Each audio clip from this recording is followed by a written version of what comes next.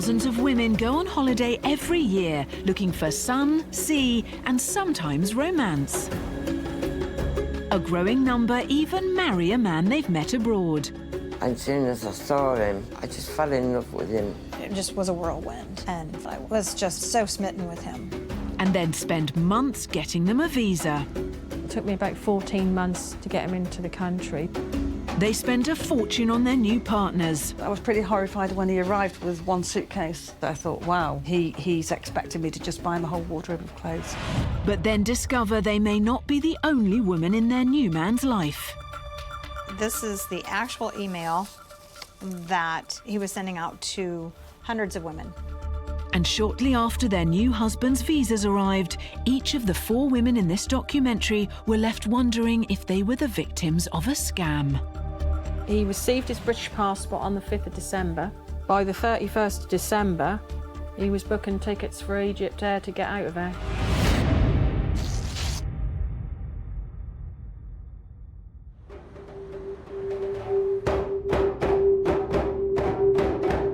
Drum teacher Diane from Staffordshire has a passion for African music. Drumming is very important to me because when I'm drumming, I don't think about anything else at all. In 2009, her love of drumming took her on holiday to the Gambia in West Africa. I'd been playing and learning West African percussion for several years, and a group of us went to Gambia to spend 2 weeks there to study with authentic djembe followers, which is drum masters from Guinea. I'd never seen drums played the way they played them, and the sound was just amazing. So to be in Africa and to see and hear that and experience that was just beautiful. Then, aged 53, Diane had been single for 5 months, but wasn't interested in romance. Love and relationships was the last thing on my mind. I was focusing totally on the music, experiencing a new and exciting culture, learning about that. 1, 2, 3, 4. But everything changed when Diane crossed paths with drum master Mobert. We'd had a beach party one night, all the students and the musicians, and he approached me from behind and he touched the small of my back. I didn't know who it was, but I remember turning around and being surprised to see that it was him, because it was strangely emotional. The attraction was the music, I think. Meeting somebody so talented in such a different way. When anybody's abroad, I think you sort of enter a different type of personality, if you like. It's different, isn't it? I was on my own, I had no family, I had no ties with me. So I felt very independent and very free, yeah. After that first trip, Diane and Mobert embarked on a long-distance love affair. If I thought practically this is likely not to work, I could have said no. But love is like an addiction. I needed to be with him, I wanted to be with him, and when I wasn't with him, it was difficult and I missed him incredibly. So that to me is what love is. I needed to be with him. Diane was hooked, but the journey she was beginning was to prove both expensive and heartbreaking. In Norfolk, 49-year-old Michelle also thought she'd found an ideal man while she was abroad. That's a nice one of him, actually. It was 2005. Michelle was 40 and working in the Middle Eastern city of Dubai when she met Egyptian deep-sea diver Waleed. I went out there to help a friend of mine with a new business he was starting, which was a commercial diving business, and Waleed was a fellow employee. But whilst Michelle was focusing on her job, 30-year-old Waleed was focusing his charms on her. Waleed came across as a really charming, sort of really nice guy, you know, with a future, ambitious. He's a charmer. There's no two ways about it. Michelle and her English husband had divorced 4 years earlier. She fell in love with Egyptian Waleed because he seemed to offer something different. With our upbringing, we can be a bit cold, but Waleed had something which I hadn't had before, whereas they are more emotional. He would say he loved you. He was a very passionate, I would even say. So that actually does reel you in. Once Waleed and Michelle became a couple, she imagined they would start a family and have a long life together. We were going to travel, we were going to have a child, and we were going to have maybe live for 6 months in the UK and 6 months in Egypt. He painted a wonderful picture of the life we were going to have together. Just like Michelle, Diane was looking forward to a bright future with Mobert, who she'd met in 2009 in Gambia, a country near to his native Guinea. He looked after me beautifully. He was very careful, very protective, very attentive. He had the most beautiful smile. He had mentioned marriage, and I was a little bit alarmed. I wasn't naive. I knew that there was a risk that this wasn't genuine. Almost 2 years after they met, Diane pushed her doubts to one side, and in November 2010, Diane and Mobert got married. But immediately after the wedding, Diane began to question why Mobert had been so keen to marry.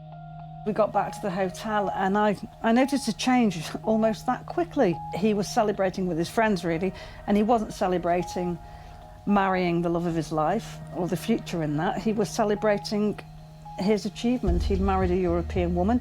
He now had in his possession a wedding certificate that was almost like the Holy Grail to him. He could hardly let go of it, and he'd achieved everything he could possibly achieve at that point in his life. Diane and Mobert had decided they'd live in the UK once they were married. As their wedding was recognised in Britain, Diane could now apply for the visa that allowed Mobert to officially make that move. When I look at the wedding photographs, I was happy, and I honestly thought he was too. But Diane and Mobert were not destined for a lifelong marriage. In 2007, 2 years after meeting Egyptian Waleed, Michelle married him here at Dereham Registry Office. I did love him. I thought the world of him, yeah, I did. I suppose that was a chance of happiness. I felt that I'd found someone that shared my dreams. I can remember walking in hair. I can remember my family sort of bearing hair, because that's just the memories, I suppose, coming back to me. Michelle had brought Waleed to the UK on a fiancé visa. I had to convince immigration that, you know, he was basically going to sort of settle with me and stay with me, etc. The fact that he could work, the fact that I could support him initially as a sponsor. Waleed wasn't allowed to work, and she had to decide whether to marry him within 6 months. If I wouldn't have married him on the fiancé visa, he would have had to go back to his own country. My preference would have been to wait longer, but I actually felt the immigration system itself was pressuring me to marry him. I did what I did, and there's nothing in this whole world that's going to change my decision. But I would have never dreamed in a million years my life would have taken such a turn by making that decision on that day. Michelle's decision to get married would change her life forever. You going to mug me? Am I going to mug you? Is that gorgeous or what, eh? And I believe I can run a decent marathon. Thank you very much. Download Veely now. Holiday love rats know no boundaries. A growing number of women are being promised eternal love, but are then left broken-hearted. Indiana in America is home to 53-year-old Jane. I have Latif's emails and immigration papers. In 2005, mum of two Jane was going through a divorce when she started looking at internet dating sites. Just was kind of wanting to date, see what kind of people were out there. Really don't think I was looking for anything serious. It was more just someone to go out, have fun, go out to dinner, and just enjoy the times. This all changed when Jane was contacted by Nigerian Latif Balogun. His messages were very romantic. He did a lot of romantic quotes, was very, very sweet. Then 43, Jane messaged and spoke to 33-year-old Latif every day. Latif claimed to be living in America. I noticed things were kind of broken with the English, so I asked him, you know, where are you actually from? Because you just don't sound like, you know, you don't speak the same way that I speak. And he admitted that he was born in Africa and said that he lived in Cleveland on a work visa. When Jane questioned Latif further, he told her that he had to return to Nigeria to be with his sick father. But Jane later discovered that Latif had always been in Nigeria. I was fairly new to the internet. I did try to investigate, what type of people came from Nigeria, and I did notice that I'd find a lot of women that would say they couldn't understand why the men from there were so willing to lie to women, and that kind of had my guard up. But I still wanted to believe that, he was being honest with me. And it just, I kind of was a little egotistical about thinking, well, maybe I'm different. Just over 8 months after first chatting to Latif, Jane travelled to Nigeria on holiday to meet her new man for the first time. Totally fell in love with him during that time, alone with him. And he basically treated me like a queen, waited on me hand and foot. It just was a whirlwind. And I was just so smitten with him. It was on that first trip in 2006 that Jane and Latif got married. The proposal was actually online before I went. And he actually had the wedding pretty much planned for when I got down there, and that out of registry. It was very romantic, African drums, the whole thing. After the wedding, Jane returned to the US alone. Despite now being married, Latif didn't have the right to enter America. Jane began a 2-year fight for the visa that would allow her new husband residence in her homeland. But Jane had no idea what troubles lay ahead.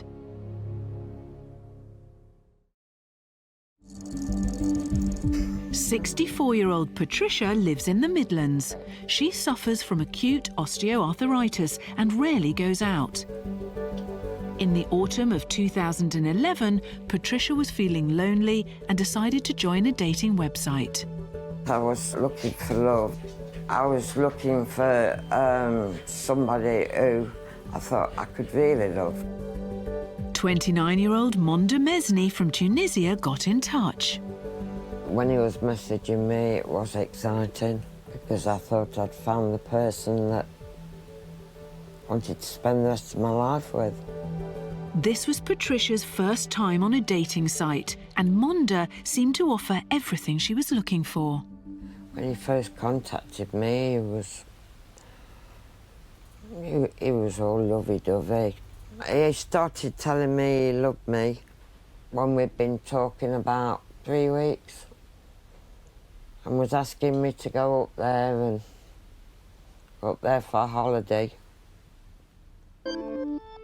Monda convinced Patricia they should be together, despite being from different countries and him being 33 years younger. I just thought, well, age is just a number. And he kept drilling that into my head. Age is just a number.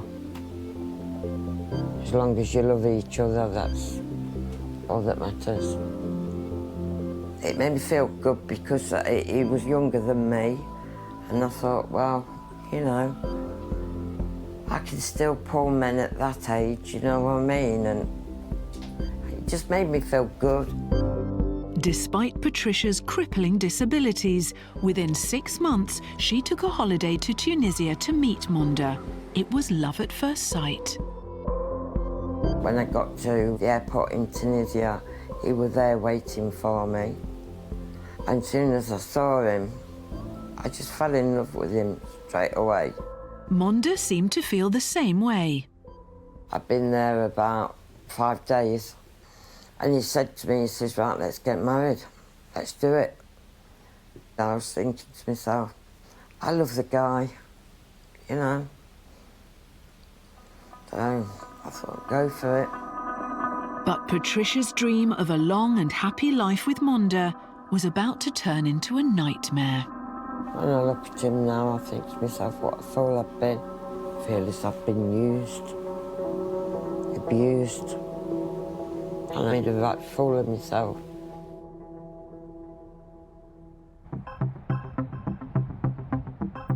In 2009, African drum teacher Diane fell in love with Mobear.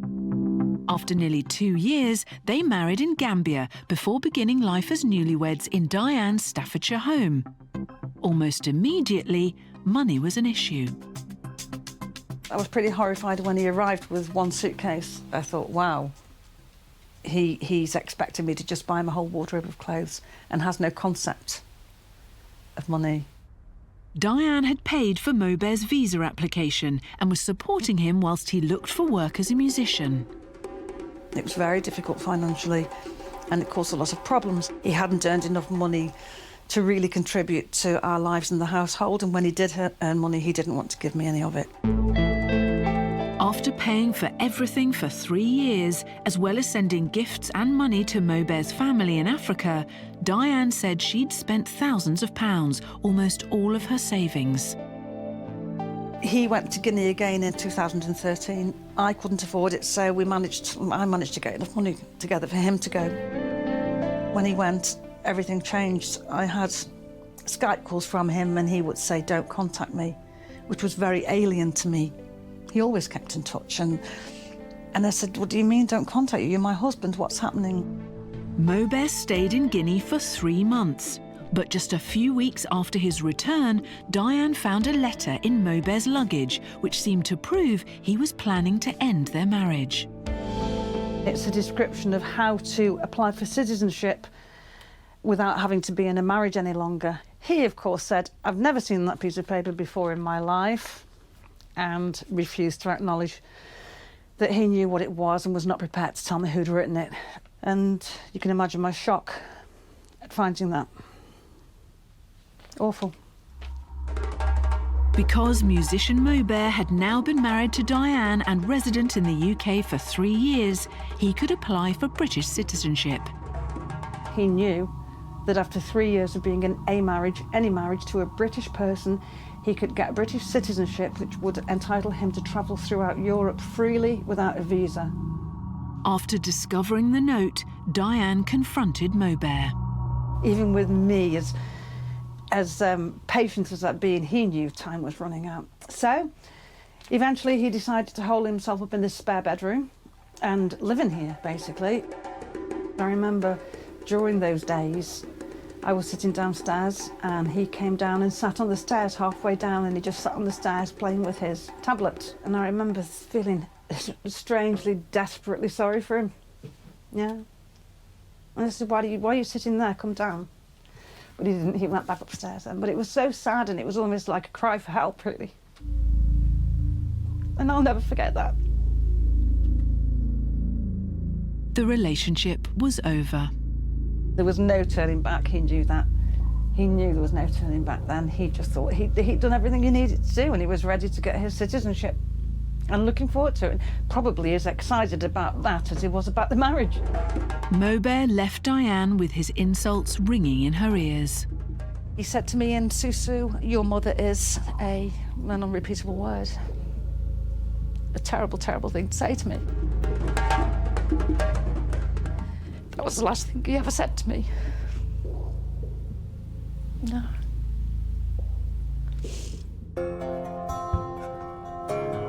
Michelle married her Egyptian husband Walid in 2007. Like Diane, she also paid for a visa that would let him remain in the UK and supported him as he looked for work as a deep-sea diver.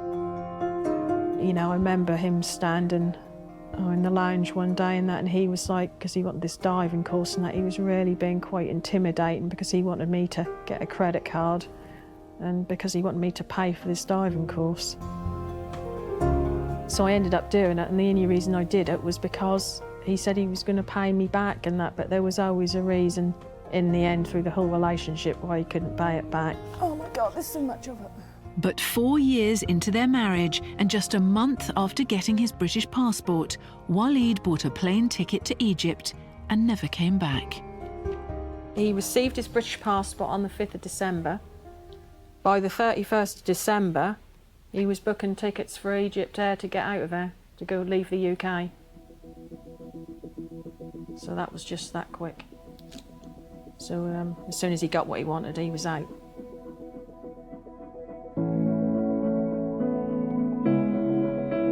Three years on, Michelle's wounds are still very raw. A black jacket which I got in my room, he rarely liked aftershave, and for a while there afterwards when he left, I had it in bed with me because I could smell him. Michelle divorced Waleed in October 2012, but while she's still struggling to move on, he has remarried and had a child. Now, after 2 years of silence, he's suddenly back in touch. Yesterday I got a message. It's so hard to forget somebody who gave you so much to remember, just like on a little banner. I got a message the day before, what was I doing? And then I had a message saying that his daughter had been rushed into hospital and that she nearly died, but I found it all rather strange because if your daughter was ill, why would you be, WhatsApping your ex-wife who you haven't seen for nearly 3 years in the UK? But if Waleed's messages were surprising, his next request was an even bigger shock. He's told me that his Egyptian wife has died of cancer and basically would I look after his child. Waleed's request has touched on some raw emotions. But we did try for a child, you see. That's something that isn't going to happen now, so. Michelle's chance to have children of her own has passed, so Waleed's plea for help pulls heavily on her heartstrings. Why would he be contacting me? He's got family. You know, we're not exactly close now after everything he did. So I just find it very, very odd. Waleed's messages have left Michelle in turmoil. Should she believe him? In Staffordshire, it's been less than a year since Diane's husband made an unexpected exit. Because of the emotional effect it had on me, I lost 8 teeth at the back. I had alopecia, my hair started to fall out. It's just growing back again nicely now. And I also gained weight. I don't think I'll ever get over it. It is like a bereavement, the emotions that you feel, but it's not like a bereavement because the person that caused this pain, this suffering, is still out there. Bruised and broken-hearted, Diane's en route to meet a therapist specialising in love and relationships. I'm hoping it's going to be a little bit cathartic and help me to understand more about what's happened, really. Donna Dawson wants to help Diane deal with some very painful emotions. How did he make you feel loved? That's a good question. It felt so natural. It felt like any courtship. See, the thing about Western notion of love is that you start off with this kind of blank canvas upon which you project your needs and desires. The person becomes the blank canvas. Your needs and desires go on that. And what we tend to do with our rose-coloured spectacles is disregard anything that doesn't fit. Yes. And of course, when we have to then face the ugly truth, we go into a kind of bereavement for the relationship we thought we had. How do you feel now, looking back on it? What do you take from it? I've got anger. Sure. I'm much better health-wise now because I was physically and mentally a mess. I'm guilty. I feel guilty. I feel sad. You can't fully be blamed because you actually saw a progression there that you could believe in. You've got to hold your head up high and say, I went in that with best intentions. A good person, yeah. And you, my darling, you are going to be okay. Yes. You will be. I feel quite cleansed to a degree, and a lot more confident. I feel far more ready and prepared to move on now and to enjoy my life more, I think, and enjoy me more. Patricia, who is chronically disabled, says she knew she loved Tunisian Monda from the first moment she saw him on holiday in 2011. He was promising to be with me here and he was going to treat me like a princess, buy me anything I wanted, to go on holidays. He was promising to get a car, take me anywhere I wanted to go. He was promising me everything. Monda, then 26, proposed to Patricia, who was 60, on their first holiday together. After another 2 trips, in November 2012, Patricia married him in Tunisia. On my wedding day, when he was reading the vows, I felt so happy. I was treated like a princess by my husband's parents. They were very, very good to me. It was a woman's dream to go to a different country and marry a younger man. It was wonderful. I was really, really happy. But it wasn't just Patricia who was being treated. She's a pensioner and says the wedding cost her hundreds of pounds. I had to pay for everything in Tunisia. Well, I paid for the wedding rings. I had to pay for a sheep that they slaughtered for the food for the wedding. After the wedding, Patricia returned to the UK alone. She had to wait for Monda to get a visa to allow him to join her in the Midlands. I didn't want to leave him because I fell that much in love with him. 8 months later, Monda secured a visitor's visa and travelled to the UK. But it was far from the emotional reunion Patricia had longed for. He didn't have much communication with me at all. It was like as if once he'd married me, that was it. I felt like I was second best. Having Monda in the house was a nightmare. He'd have an argument with me if I spoke to my daughter on the phone. The marriage wasn't good with him living here. But Monda's visa was running out, and Patricia refused to pay for another to allow him to stay in the UK for longer. He kept getting on at me because I hadn't got £2,000 to go and get him a visa to stay in the country. Less than a fortnight after arriving in the Midlands, Monda told Patricia he was leaving. He said, I want to go to Portsmouth, stay with my friend. So he says, can you give me some money, some fare to get up there? I was gutted. I was well gutted. Patricia's marriage was over, almost before it had begun, but Monda stayed in the UK for another year. In 2014, Patricia says the police told her he'd been arrested because his visa had expired and that he was in a detention centre. It was during this time Patricia received a message from Monda asking for money. I don't have no penny, baby, to buy some stuff at myself. If you can send me £100. I don't have no one to help me in your country, just you, baby. Patricia hasn't given Monda any more money.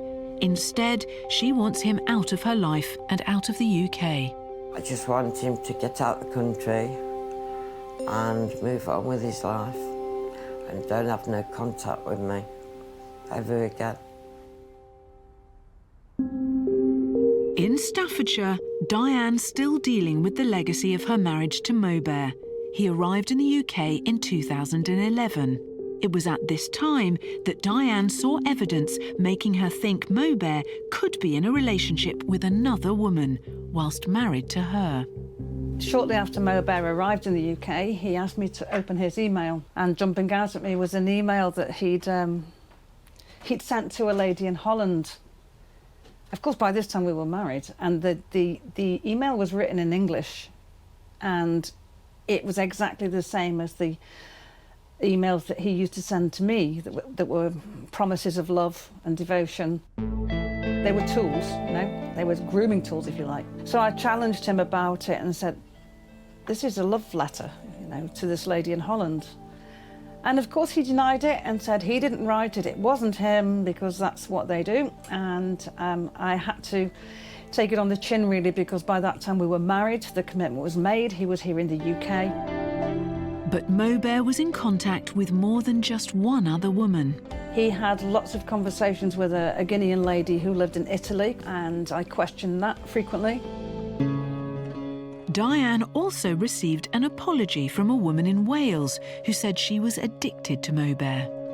She rang me to tell me, I don't know why, she rang me to tell me she'd been having an affair with him. Diane also believes the woman was in Guinea with Mobert when he spent 3 months there, just before he left her. I'd helped her to arrange her trip and supported her with that, not knowing that she was having an affair with my husband whilst I was doing that. That was an awful, awful time for me. He had once said to me during the marriage, I want more children, and I'd said to him, well, how are you going to do that then? Because he knew I would never have any more children. And he just looked at me and didn't know what to say because he knew he'd said something rather silly and foolish. And I said, how are you going to do that? And how are you going to have more babies? And he said, you think I'm going to leave this planet with no more babies? I said, well, yeah, okay, how are you going to do it? And I said, are you waiting for me to die?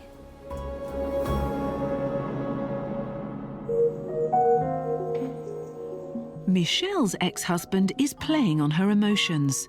Out of the blue, he's told her his new wife is dead and has asked her to look after his baby. Let's ring him. Michelle wants to speak to Waleed directly to work out whether he's telling the truth or if he's got another agenda. He's agreed to be available at 5 o'clock. Call failed us, Sam. Maybe he's cut me off. That was a bit like that in my marriage at times. You know, he let you down. Without talking to Waleed, Michelle may never know if he's telling the truth. That's hard for somebody like me who's so straightforward and, you know, probably a bit too honest sometimes. In Staffordshire, Diane's meeting her friend David. Hello, David. Hi, Diane. He's spent a lot of time in Gambia and has heard local men discussing how best to get into a relationship with Western women. Used to sit around in huddles discussing this for hours. First of all, how do you find a woman? Mm-hmm. What age range do you go for? Mm-hmm. What are the easiest to attract? And then once you're in England, stories would come back about how you manipulate things in England and how you go about it. So they used to sit around for hours and discussing these, you know, processes that they'd go through. Nearly 6 years after her first trip to the Gambia, Diane's reassessed her experience and what she thinks Mobe's motives were. What he did was massive. He left his friends, his family, his culture, his music, his life. Even the food that he ate, he left it all behind to be here in the UK.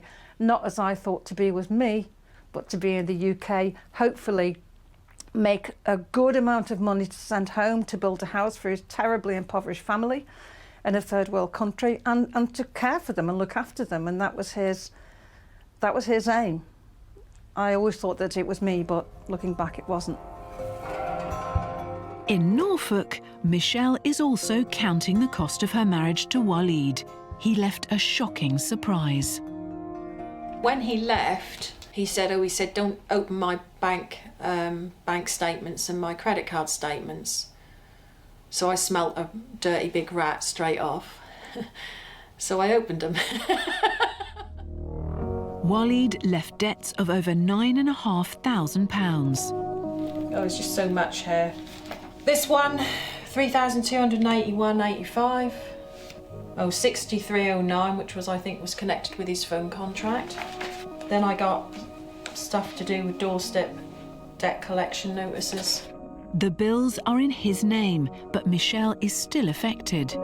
It would appear that there's been a link made between my credit and his, so that's affected my credit rating. I can't do anything. I can't really even fix my place up or anything. I can't do anything now. He's sort of even messed that up for me. All my hopes and dreams have gone down the drain now at the moment. Michelle isn't the only woman to suffer financial damage as a result of her failed marriage to a love rat. Diane has also lost valuable assets. He lost a very expensive pen, he lost a laptop that I gave him at one point that disappeared, a video camera. Oh, it's endless the amount of things that he lost. Everything, really. And he would say that material things didn't mean anything to him, but... American Jane says she spent thousands of dollars on the legal fees for her Nigerian husband's entry visa.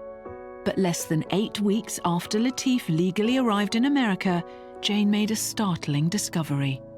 This is the actual email that he was sending out to hundreds of women. Jane saw on her computer that Latif had sent an identical email to almost 100 different women. Hello, everybody is talking about love, but how many of us knows what love really is? Love is not about finding the right person alone, but also creating a right relationship. My name is Latif. I just got to the USA from Africa and I live in Indiana. but I want to meet a serious woman who would like to have a strong and loving relationship. I'm married but not happy with her. I believe she is my lover, not my soulmate. This discovery meant there was no going back. I immediately contacted him to ask him what was going on, and he denied and stated that it was his brother. At this point, the believability was gone. There was nothing he was going to do that was going to convince me that he was not actually the one doing it, because it was right there in front of my face.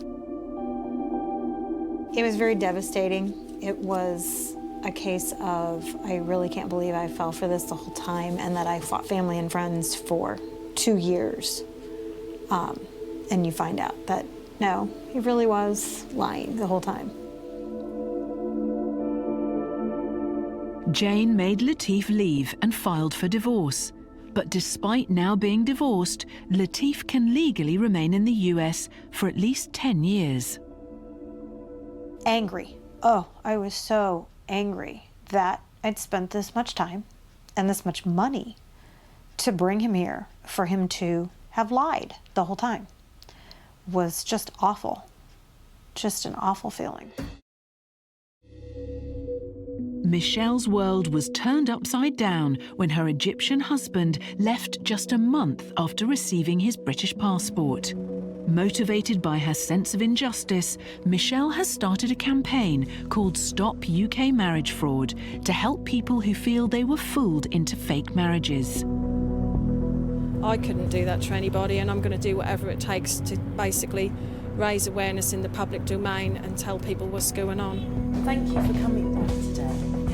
Today, Michelle's meeting barrister Paula Roan Adrian to discuss the current immigration laws, which Michelle thinks offer little protection. Previously, the period of time to get a visa was 2 years in which the application could be made, and that's been extended to 5 years. There doesn't seem to be much focus on actually what happens after they get British citizenship. You can be in a relationship with someone for years, and who's to say that if they do go before the courts, that they can't persuade the court that the relationship naturally came to an end? I actually went to my MP, who actually wrote to the Chief Constable. They sent 2 CID officers round. They discussed what happened with me. The fact he left a month after British citizenship, they actually took no action. Oh, Michelle, I know that this is frustrating, but you've got to advise all your followers that they should do the same, because remember, indefinite leave to remain and citizenship can now be revoked due to the new law. Although I have to be honest with you and say that I don't know of any case in a situation like yours that has gone to court and succeeded. It's frustrating news for Michelle, but she's determined to make a difference. Sadly, Michelle's is a story that is reflected around the world. Jane reported her ex-husband to the US immigration authorities, but believes he is still in America. Oh, this is messy. I would pick a messy food, huh? Despite this, Jane and her sons, Evan and Kyle, are returning to the normality of life without him. I mean, we really tried to welcome him and give him a chance, but, I mean, you can't change who a person is just because you welcome them into your home. Latif hasn't responded to any of the allegations. Looking back, I wanted to believe that he was telling me the truth. I think I'm strong enough now to know better. Now I know what his personality really is and what he's really like. And no, I couldn't go through it again. I couldn't put my family through it again. I would have to tell anyone that's been through anything similar, hold your head up. It's not your fault, and you can't just hide in a hole afterwards. You have to fight back. Like Jane, Patricia, who is disabled and living on a pension, is also trying to move on and forget all about her Tunisian husband. All the time I was with Munda, he never once bought me a bunch of flowers, box of chocolates, nothing. I had to pay for everything. I'd rather him be back in Tunisia so he can move on with his life, and so can I. Patricia wants a divorce, But having already spent thousands on holidays, flights for Monda and a wedding in Tunisia, she wants to know if she can afford it. How are you? I'm fine, thank you. She's visiting her local solicitor to see what a divorce might cost. I wanted to know about a divorce. How would I go about it and how much, is it going to cost? The way to get a divorce would be by way of petitioning in the county court. Court costs are generally £410 to do this. We do a fixed fee that starts from about £650 plus VAT. I'm only on a pension. It's not the result Patricia was hoping for, but there is some fresh news about Monda. Patricia now believes he is back in Tunisia. He's at my life now. I can just get on with my own life now. But even though Monda has left Patricia, she is still married to him, and without any way of paying for a divorce, she's stuck in her failed marriage. When asked to comment, Monda said his marriage to Patricia collapsed due to circumstances beyond his control, that he loved Patricia and that he didn't come to England for money. Diane reported Mobed to the police and believes he is now working in Italy.